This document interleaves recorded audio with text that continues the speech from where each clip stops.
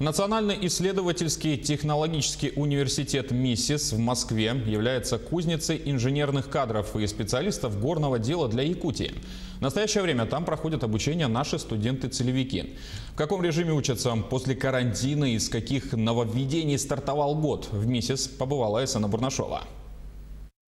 Пустые коридоры и тихие перерывы, не слышно ни оживленных бесед студентов, ни разговоров. Для университета со столетней историей НИТУ МИСИС такое впервые. В посткарантин образовательная деятельность вуза перешла в полудистанционный формат.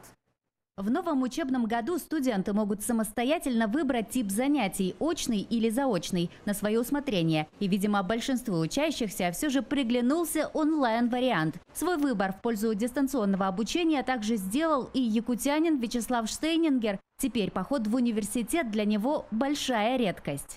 Я в данный момент пишу диплом, в феврале у меня защита, и в моем случае мне так удобнее больше сконцентрироваться на написании диплома. Я считаю это большим плюсом, потому что не нужно, например, ехать в университет, тратить время.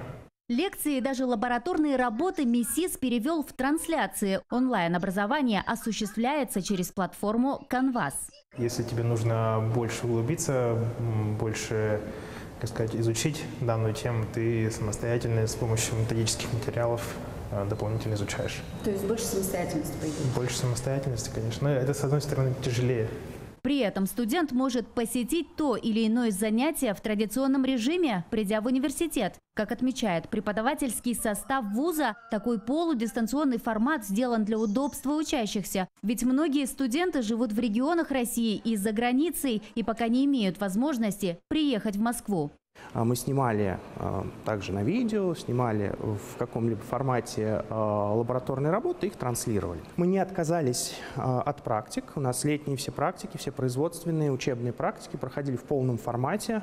Здесь нужно отдать должное нашим компаниям-партнерам, в том числе якутским компаниям-партнерам. Как долго будет длиться такой смешанный формат обучения в вузе, пока неизвестно, да и прогнозировать что-либо еще рано. Но однозначно такие вызовы времени стали настоящей проверкой на прочность и хорошей школой адаптации к новым технологиям. Мы должны учиться всю жизнь и быстро перехватывать, осваивать новые технологии. Вот это один из таких, скажем, кейсов, которые студентам современным пришлось испытать на себе. И студентам, и преподавателям, и руководству вузов, всем. Приобрели еще новый некий скилл в рамках перехода на новые технологии.